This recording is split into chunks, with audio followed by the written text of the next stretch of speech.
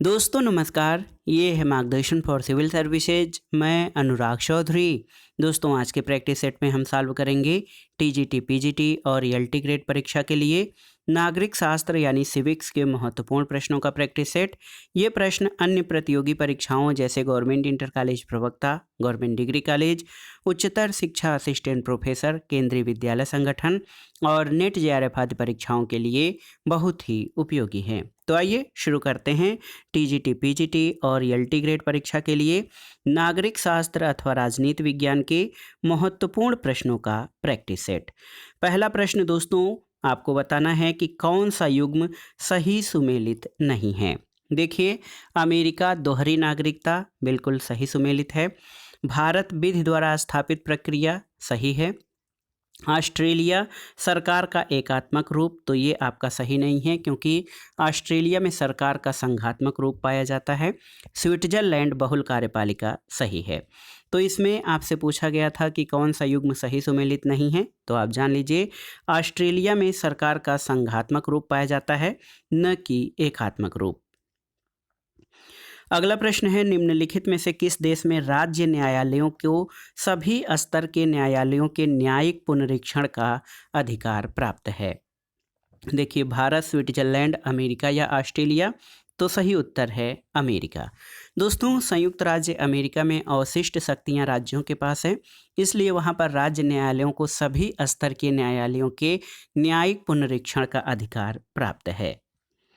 अगला प्रश्न आपको बताना है, निम्नलिखित में से कौन सा कथन माओ यानी माओ से तुंग का नहीं है। देखिए, राजनीतिक शक्ति बंदूक की नली से उपजती है, ये कथन माओ का है। कठोर परिश्रम के 3 वर्ष, खुशियों के 10,000 वर्ष, ये दोस्तों आप जान लीजिए कि ये भी माओ का कथन है। अणुबम वास्तविक शेर है, तो ये दोस्तों माओ का कथन नहीं है। क्रांति एक रात्रि भोज आयोजन नहीं है, तो ये माओ का कथन है।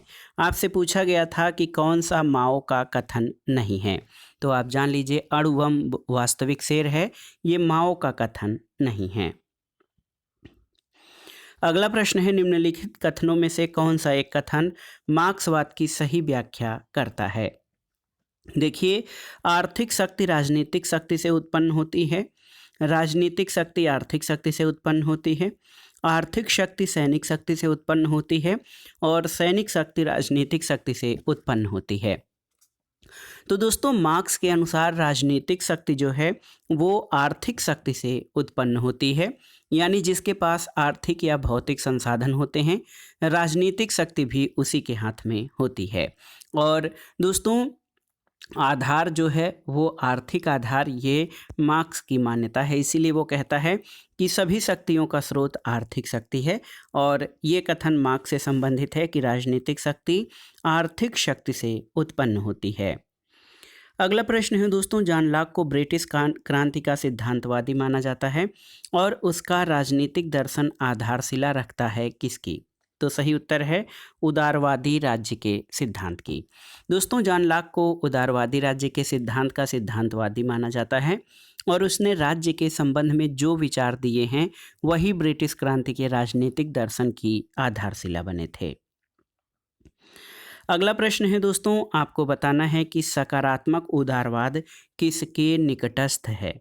लोकतांत्रिक समाजवाद, राष्ट्रीय समाजवाद, श्रेणी समाजवाद या संशोधनवादी समाजवाद के, तो सही उत्तर है सकारात्मक उदारवाद लोकतांत्रिक समाजवाद के निकटस्थ है, क्योंकि आप जान लीजिए सकारात्मक उदारवाद सामाजिक हित में मानव की आर्थिक स्वतंत्रता पर अधिक से अधिक प्रतिबंध लगाना चाहता है। तो कुल मिलाकर लोकतांत्रिक समाजवाद जिसमें स्वतंत्रता और समानता दोनों के गुण निहित हो, ये सकारात्मक उदारवाद इसी के निकट है।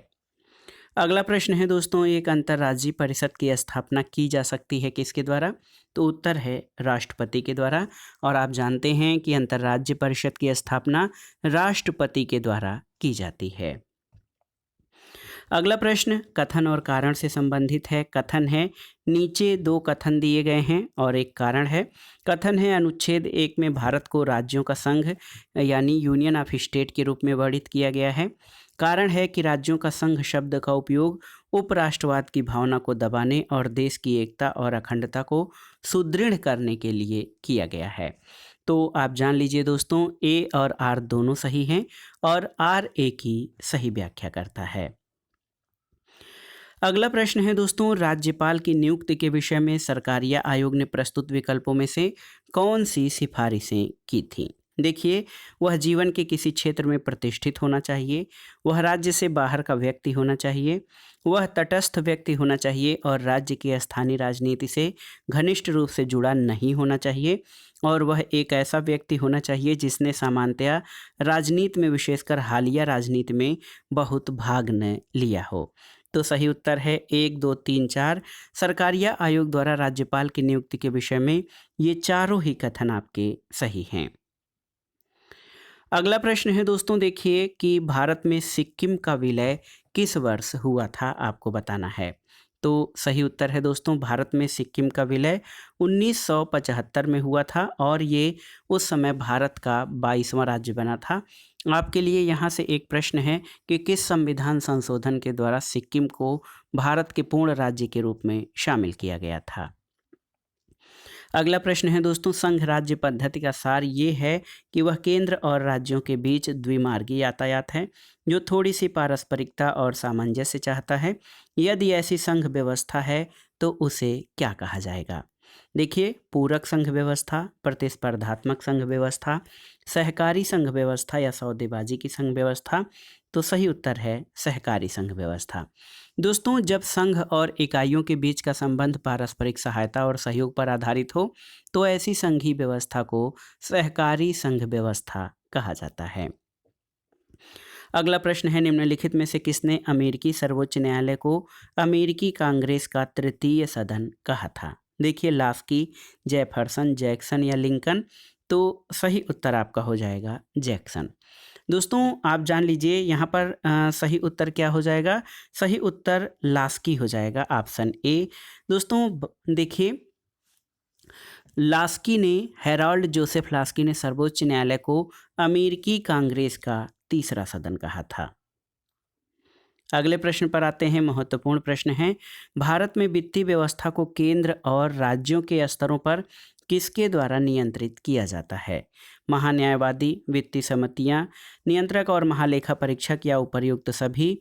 तो सही उत्तर है भारत के नियंत्रक और महालेखा परीक्षक यानी कंट्रोलर एंड ऑडिटर जनरल।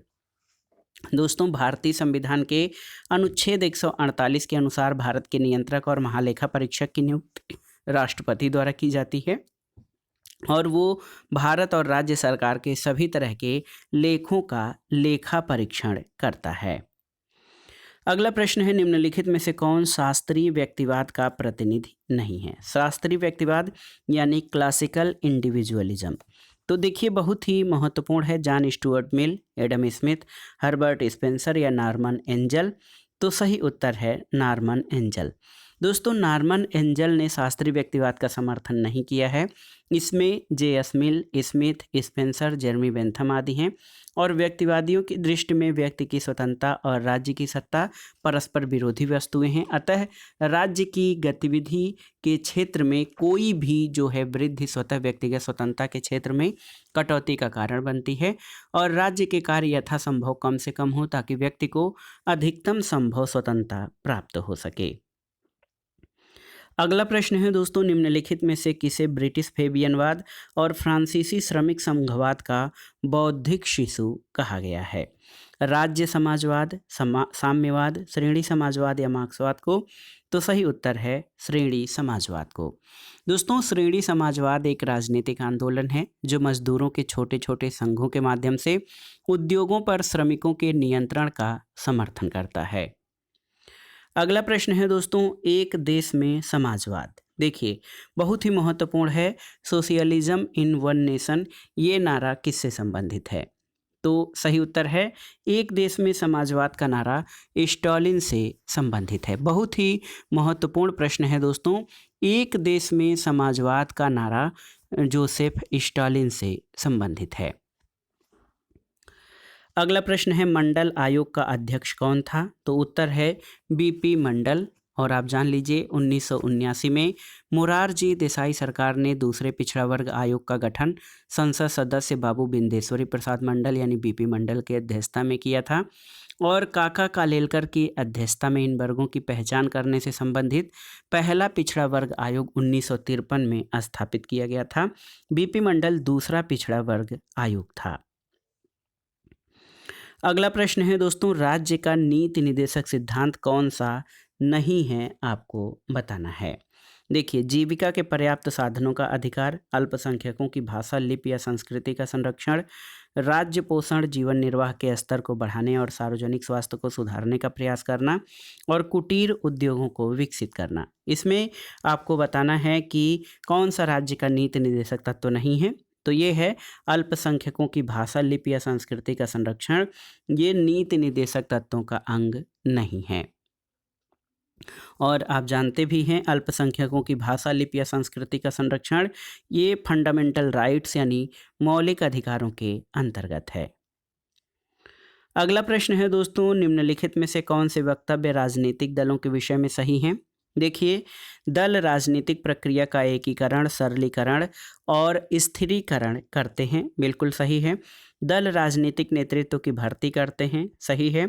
दल विचारों के दलाल का कार्य करते हैं, सही है। दल सांप्रदायिक मुद्दों से परहेज करते हैं, ये सही नहीं है, क्योंकि दल सांप्रदायिक मुद्दों पर चुनाव में जीत हासिल करने का प्रयास करते हैं। तो सही उत्तर 1, 2, 3 आपके सही हो जाएंगे राजनीतिक दलों के विषय में। अगला प्रश्न है दोस्तों, प्रकोष्ठ संपर्क या लॉबिंग की कार्यशैली अपनाई जाती है किसके द्वारा? तो आप जानते हैं प्रेशर ग्रुप्स या दबाव समूहों के द्वारा दोस्तों लॉबिंग की कार्यशैली अपनाई जाती है। अगला प्रश्न है, निम्नलिखित में से कौन आमंड के दबाव समूहों के वर्गीकरण में शामिल नहीं है? संरचनात्मक समूह, संस्थात्मक समूह, असमुदायात्मक समूह या अप्रतिमानी समूह? तो सही उत्तर है संरचनात्मक समूह। दोस्तों, आमंड ने दबाव समूहों को 4 भागों में बांटा है: संस्थात्मक, संघात्मक, असंघात्मक, अप्रतिमानी या प्रदर्शनात्मक। तो संरचनात्मक या स्ट्रक्चरल जो ग्रुप है, इसका वर्गीकरण दबाव समूहों के वर्गीकरण में आमंड द्वारा नहीं किया गया है। अगला प्रश्न है, निम्नलिखित में से किसने ये कहा है कि सभी की सांप्रदायिकता हानिकारक है? अल्पसंख्यक सांप्रदायिकता का तर्क पृथकता है और बहुसंख्यक सांप्रदायिकता अंततः फासिज्म में फलीभूत होती है। ये कथन किसका है? तो सही उत्तर है, ये कथन विपिन चंद्र का है। विपिन चंद्र ने कहा है कि सभी की सांप्रदायिकता हानिकारक है, अल्पसंख्यक सांप्रदायिकता का तर्क पृथकता है और बहुसंख्यक सांप्रदायिकता यानी अंततः फासिज्म में फलीभूत होती है। अगला प्रश्न है दोस्तों, निम्नलिखित में से मार्ले मिंटो सुधार अधिनियम 1909 का प्रमुख प्रावधान कौन नहीं है? देखिए, विधान परिषदों के आकार में वृद्धि, केंद्रीय विधान परिषदों में सरकारी बहुमत, केंद्रीय विधान परिषद में निर्वाचित सदस्यों को स्थान नहीं, सांप्रदायिक और पृथक निर्वाचन पद्धति। तो दोस्तों देखिए, ऑप्शन सी केंद्रीय विधान परिषद में निर्वाचित सदस्यों को स्थान नहीं, ये मार्ले मिंटो सुधार अधिनियम 1909 का प्रमुख प्रावधान नहीं था। इसके प्रमुख प्रावधानों में विधान परिषदों के आकार में वृद्धि, केंद्रीय विधान परिषदों में सरकारी बहुमत और सांप्रदायिक और पृथक निर्वाचन पद्धति शामिल है। अगला प्रश्न है दोस्तों, निम्नलिखित 2 वक्तव्य दिए गए हैं, कथन और कारण। कथन है कि लखनऊ समझौते ने भारतीय राजनीति में भविष्य के लिए संप्रदायवाद का मार्ग खोल दिया। कारण है कि ये शिक्षित हिंदू और मुसलमानों को पृथक हस्तियों के रूप में एक साथ लाने की धारणा पर आधारित था।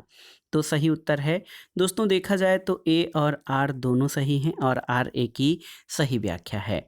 दोस्तों देखिए, अंबिका चरण मजूमदार यानी एसी मजूमदार की अध्यक्षता में 1916 में लखनऊ में कांग्रेस का अधिवेशन हुआ।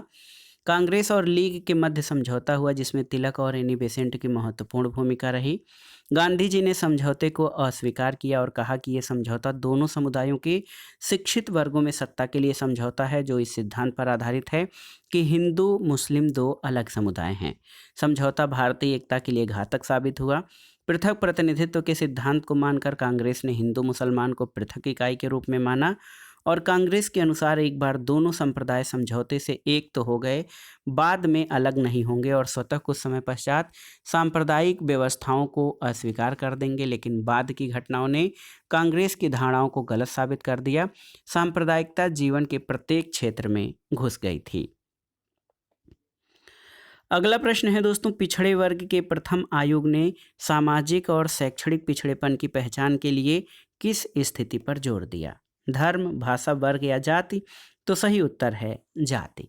दोस्तों, अनुच्छेद 340 के तहत संविधान पिछड़े वर्गों के लोगों को शैक्षणिक और सामाजिक स्थिति की जांच करते हुए उनकी उन्नति के लिए सुझाव देता है और आयोग के संबंध में उपबंध करता है। आयोग ने अपनी रिपोर्ट में 3743 जातियों को पहचान की जो सामाजिक और शैक्षणिक आधार पर पिछड़े थे। अगला प्रश्न है दोस्तों, निम्न देशों में किसने एक ही प्रयास में सार्वभौम मताधिकार अपनाया था?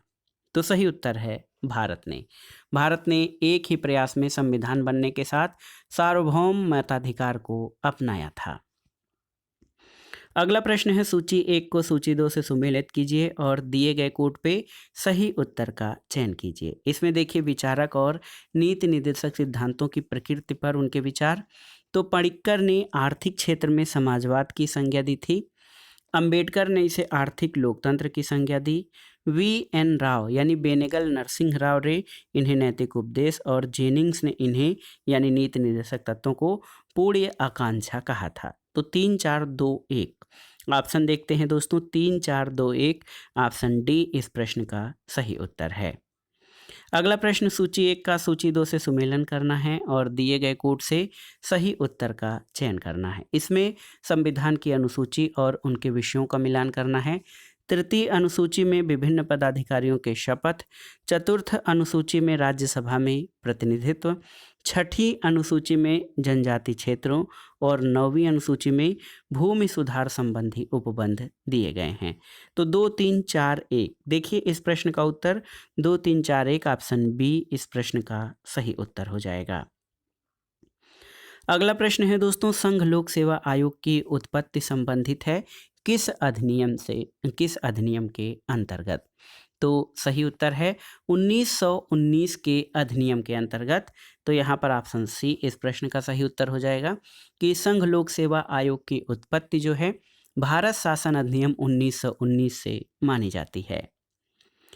अगला प्रश्न है दोस्तों, भारतीय संविधान में प्रथम संशोधन कब हुआ था? तो आप जानते हैं 1951 में। दोस्तों, भारतीय संविधान में पहला संशोधन जो है, डेट याद रखिएगा, 18 जून 1951 को हुआ था और इसमें अनुच्छेद 15, 19, 31, 85, 174 और 376 में संशोधन किया गया था और इससे संविधान में 9वीं अनुसूची बढ़ा दी गई और इस संशोधन द्वारा ये निश्चित किया गया कि जमींदारी और जागीरदारी के अंत से संबंधित विधेयक मुआवजे की व्यवस्था के न होते हुए भी वैध समझे जाएंगे। अगला प्रश्न है दोस्तों, निम्नलिखित में से कौन एक सही नहीं है? राज्य की शक्ति मौलिक और प्राथमिक है, बिल्कुल सही है। राज्य की शक्ति प्रत्याधिकृत और व्युत्पन्न है, सही नहीं है। सरकार की प्रकृति क्षणभंगुर है और सरकार की सत्ता सीमित है। तो दोस्तों कौन सा सही नहीं है? ऑप्शन बी आपका सही नहीं है। क्यों? क्योंकि आप जान लीजिए कि राज्य की शक्ति मूल और प्राथमिक है, लेकिन शासन का प्राधिकार प्रदत्त या प्राप्त है। राज्य का अधिकार संविधान के प्रावधानों द्वारा सीमित कर दिया जाता है, लेकिन राज्य की शक्ति प्रत्याधिकृत और व्युत्पन्न है। ये कथन आपका सही नहीं है क्योंकि राज्य की शक्ति मौलिक और प्राथमिक होती है। अगला प्रश्न है दोस्तों, निम्नलिखित में से किस भाषा में शब्द स्टेटस, जिससे स्टेट शब्द बना है, उत्पन्न हुआ है, प्रथमतः प्रयुक्त हुआ है? ग्रीक भाषा में, जर्मन भाषा में, ट्यूटोनिक या इंग्लिश भाषा में?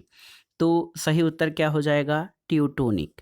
दोस्तों आप जान लीजिए कि मैकियावेली ने अपनी रचना प्रिंस में इटालवी शब्द स्टेटो का प्रयोग किया जब उसने ये कहा कि जिन शक्तियों का लोगों पर अधिकार था अथवा है वे राज्य स्टेट हैं। रोमन साम्राज्य के पतन के बाद ट्यूटोनिक कबीलों ने ऐसी संस्था की स्थापना की जिन्हें सबसे पहले आप जान लीजिए स्टेटस शब्द से संबोधित किया गया, जिससे अंग्रेजी शब्द स्टेट उत्पन्न हुआ था। तो रोमन साम्राज्य के पतन के बाद ट्यूटोनिक कबीलों ने एक ऐसी संस्था की स्थापना की थी जिन्हें सबसे पहले स्टेट्स शब्द से संबोधित किया गया था। अगला प्रश्न है दोस्तों, निम्नलिखित में से किस एक शब्द का प्रयोग हाब्स द्वारा राज्य को इंगित करने के लिए किया गया था? तो हाब्स ने राज्य को कॉमनवेल्थ यानी समाज, राज्य और शासन के सामूहिक नाम से संबोधित किया है। जॉन लॉक ने राज्य शब्द के लिए समुदाय शब्द का प्रयोग किया और बोंदा द्वारा राज्य शब्द के लिए रिपब्लिक शब्द का प्रयोग किया गया था। अगला प्रश्न है कि जिस राजनीतिक दार्शनिक ने सबसे पहले राजनीति शास्त्र में आधुनिक राज्य की अवधारणा को प्रस्तुत किया, तो वो है मैकियावेली। दोस्तों, सबसे पहले राजनीति विज्ञान में आधुनिक राज्य की अवधारणा मैकियावेली के द्वारा प्रस्तुत किया गया। मैकियावेली ने इटालियन भाषा के शब्द स्टेटो का प्रयोग किया, जिससे अंग्रेजी भाषा का शब्द स्टेट बना है, और मैकियावेली को आधुनिक राजनीति का जनक भी कहा जाता है। अगला प्रश्न है दोस्तों, लॉक के अनुसार कौन सा प्राकृतिक अधिकार नहीं है? तो लॉक जो है आप जानते हैं जीवन, स्वतंत्रता और संपत्ति यानी लाइफ, लिबर्टी एंड प्रॉपर्टी को प्राकृतिक अधिकार मानता है। समानता इसमें शामिल नहीं है। अब आते हैं दोस्तों प्रश्न संख्या 36 पर। देखिए, बहुत ही महत्वपूर्ण प्रश्न है। प्रश्न 36 कि किसका कथन है कि हाब्स का नाम सामान्यतः संप्रभु के निरंकुश शक्ति के सिद्धांत के साथ जोड़ा जाता है, लेकिन ये सिद्धांत उसके व्यक्तिवाद का आवश्यक संपूरक था। ये कथन किसका है? तो ये कथन सेबाइन का है। दोस्तों, सेबाइन का कहना है कि हाब्स का नाम सामान्यतः संप्रभु के निरंकुश शक्ति के सिद्धांत के साथ जोड़ा जाता है, लेकिन ये सिद्धांत उसके व्यक्तिवाद का आवश्यक संपूरक था। अगले प्रश्न पर आते हैं दोस्तों। अगला प्रश्न बहुत ही महत्वपूर्ण है। रूसो की सामान्य इच्छा के संबंध में कौन सा कथन सही नहीं है, आपको बताना है। देखिए, यह राज्य में कानून की सृष्टा है, ये सदैव जनहित में होती है, यह सबकी इच्छा है, या ये सदैव सही होता है। इसमें से आपको बताना है कि रूसो की सामान्य इच्छा के बारे में कौन सा सही नहीं है। तो ये दोस्तों सबकी इच्छा है। देखिए, बहुत ही महत्वपूर्ण है ऑप्शन सी, यह सबकी इच्छा है। ये सामान्य इच्छा के संबंध में सही नहीं है, क्योंकि रूसो ने सबकी इच्छा और सामान्य इच्छा में अंतर दर्शाया है, और सबकी इच्छा और सामान्य इच्छा में जो अंतर है, सबकी इच्छा वैयक्तिक हितों का ध्यान रखती है, इसलिए वह विशेष इच्छाओं का योग मात्र होती है, लेकिन सामान्य इच्छा केवल सार्वजनिक हित या सार्वजनिक कल्याण का भाव रखती है। अगला प्रश्न है दोस्तों, पॉलिटिक्स पुस्तक को किसने लिखा है जिसे राजनीतिक विचारों की एक महान कृति माना जाता है? तो उत्तर है अरस्तु। पॉलिटिक्स के रचनाकार अरस्तु हैं, और वह एक प्राचीन यूनानी दार्शनिक और राजनीति विचारक थे। उन्हें राजनीति विज्ञान के जनक के रूप में जाना जाता है। अगला प्रश्न है दोस्तों, प्रस्तुत विकल्पों में क्या संसदीय सरकार के संबंध में सही नहीं है? देखिए, यह उत्तरदायित्व की अपेक्षा अस्थायित्व पर अधिक बल देती है। यह अस्थायित्व की अपेक्षा उत्तरदायित्व पर अधिक बल देती है। यह स्वतंत्र तथा निष्पक्ष चुनाव पर बल देती है, और यह द्विदलीय व्यवस्था को वरीयता देती है। तो दोस्तों, अगर आप देखेंगे यह उत्तरदायित्व की अपेक्षा अस्थायित्व पर अधिक बल देती है, तो आप देख सकते हैं ये विकल्प संसदीय सरकार के बारे में सही नहीं है। संसदीय सरकार की सबसे बड़ा गुण जो है, ये उत्तरदायी होने से, इसका गुण उत्तरदायी होने से है। मंत्रिमंडल अपने कार्यों को बड़ी सफलतापूर्वक करता है, क्योंकि उसे ये भय बना रहता है कि अविश्वास प्रस्ताव द्वारा संसद उसे अपने पद से हटा न दे, और संसद मंत्रिमंडल पर जवाब तलब, काम रोको प्रस्ताव, प्रश्नोत्तर आदि के माध्यम से वो नियंत्रण रखता है। तो आप जान लीजिए ऑप्शन ए जो है ये संसदीय सरकार के संबंध में सही नहीं है। अगला प्रश्न है, अमेरिकी प्रणाली में निहित शक्तियों का अर्थ क्या है? निहित शक्तियों का अर्थ क्या है? तो उत्तर हो जाएगा दोस्तों, निहित शक्तियों का अर्थ ये है कि संघीय सरकार को वे शक्तियां भी मिल सकती हैं जो संविधान में स्पष्टतः उल्लिखित नहीं हैं। अगला प्रश्न है दोस्तों, देखिए, यह किसने कहा था कि कला और विज्ञान के विकास ने मानव को तबाह कर दिया है या भ्रष्ट कर दिया है? तो सही उत्तर है रूसो ने। दोस्तों, बहुत ही महत्वपूर्ण प्रश्न है कि रूसो कहता है कि प्राकृतिक दशा में जो मनुष्य था वो एक सभ्य जंगली की भांति था, और वो किसी प्रकार के लोभ, लालच और मोह माया से मुक्त था। लेकिन आप जान लीजिए सभ्यता के उदय से मानव जीवन का जो है ह्रास हुआ है, और मानव का जो नैसर्गिक जीवन का आनंद है उसको उसने छीन लिया है। अगला प्रश्न है दोस्तों, ये कथन किसका है कि मैं अपने ऊपर शासन करने का अपना अधिकार इस व्यक्ति अथवा इस जनसभा को इस शर्त पर सौंपने की स्वीकृति देता हूँ कि तुम भी अपने अधिकार इसको सौंपोगे और इस तरह उसके सभी कार्यों की स्वीकृति दोगे। तो सही उत्तर है, ये कथन हाब्स का है। हाब्स ने अपने सामाजिक समझौता सिद्धांत में ये कथन कहा है और इसी आधार पर कहा जाता है कि हाब्स के जो सामाजिक समझौते में लेवायथन या जो शासक है वो समझौते का भाग नहीं है, केवल व्यक्तियों ने अपने आप में ये समझौता किया है। अगला प्रश्न है दोस्तों, लॉक के समझौता सिद्धांत में पहला समझौता किसके बीच संपन्न होता है? तो उत्तर है, लॉक के समझौता सिद्धांत में दो समझौते होते हैं।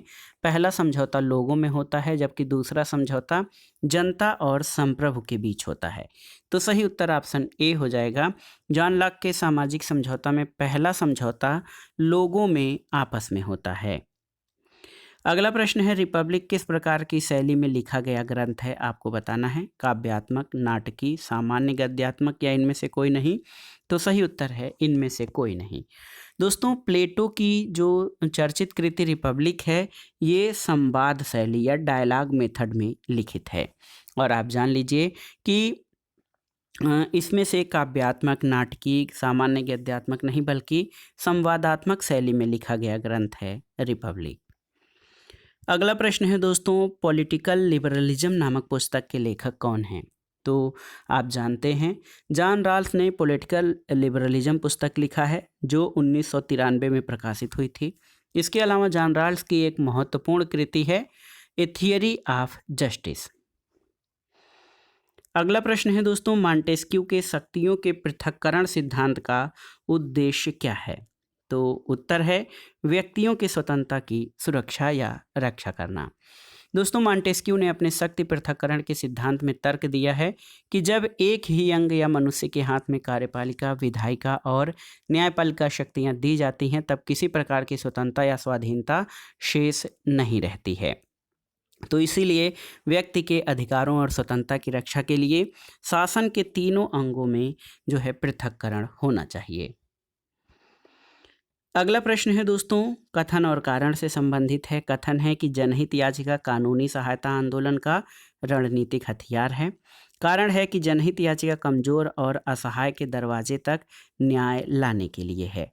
तो सही उत्तर क्या हो जाएगा? दोस्तों, सही उत्तर ए और आर दोनों सही हैं और आर ए की सही व्याख्या करता है क्योंकि जनहित याचिका या पीआईएल के आधार पर न्यायालय ऐसे सभी मामलों में हस्तक्षेप कर सकता है जिनमें राज्य के कार्यों से ऐसे निर्धन और असहाय व्यक्ति पीड़ित हुए हैं जो स्वयं न्यायालय की शरण लेने में असमर्थ हैं।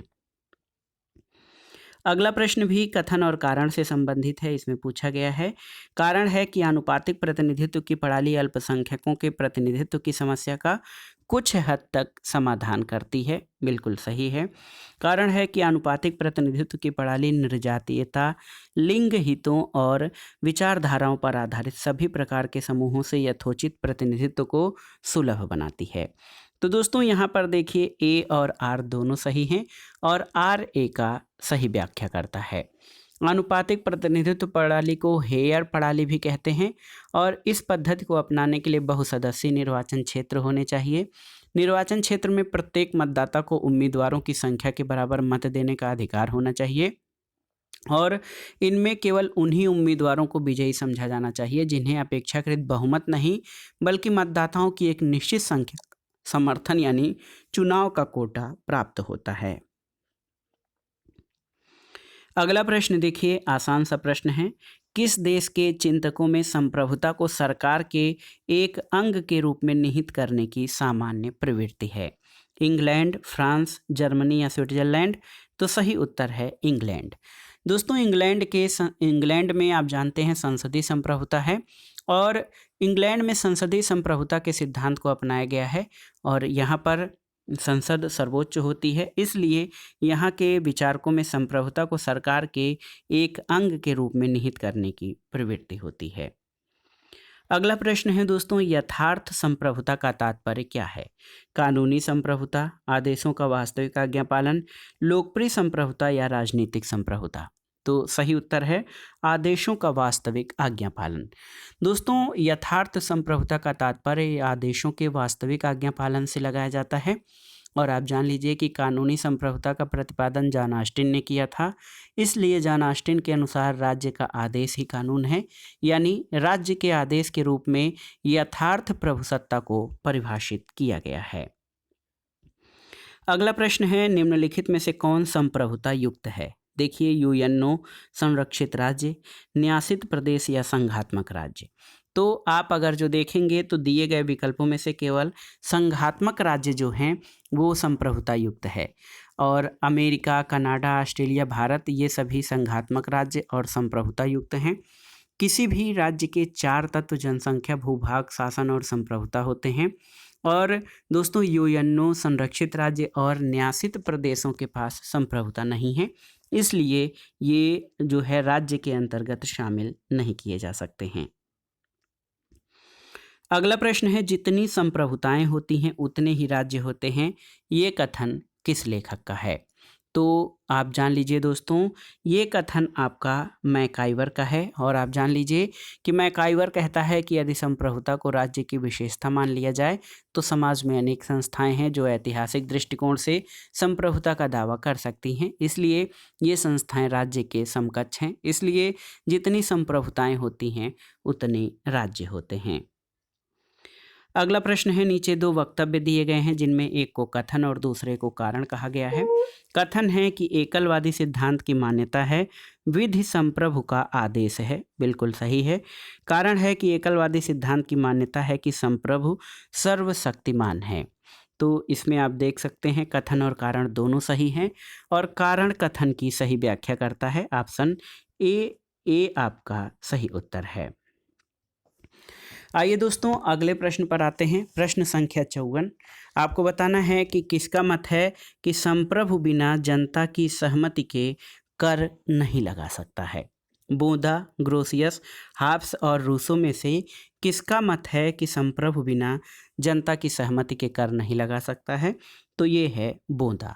दोस्तों, आप जान लीजिए कि बोदा व्यक्तिगत संपत्ति को पवित्र मानता है, इसलिए उसका अपहरण नहीं किया जा सकता। बोदा के अनुसार संप्रभु किसी व्यक्ति से उसकी स्वीकृति के बिना उसकी संपत्ति नहीं छीन सकता। संप्रभु को बिना जनप्रतिनिधि सभाओं की राय के कर लगाने का अधिकार नहीं है। अगला प्रश्न है कि कौन बहुलवाद को भविष्यकालीन भविष्यवाणी मानता है? मिस फॉलेट, लास्की, मेटलैंड और बार्कर। तो सही उत्तर क्या हो जाएगा? Miss Follett. दोस्तों, आप जान लीजिए कि फॉलेट ने बहुलवाद को भविष्यकालीन भविष्यवाणी माना है, और अर्नेस्ट बार्कर ने समूहों के यथार्थ व्यक्तित्व की संकल्पना को नहीं अपनाया, और इसका प्रतिपादन गियरके और मेटलैंड ने किया था। और आप जान लीजिए दोस्तों, ये लास्की, मेटलैंड और बार्कर ये सभी बहुलवाद के समर्थकों में हैं। मिस फॉलेट ने बहुलवाद को भविष्यकालीन भविष्यवाणी कहा है।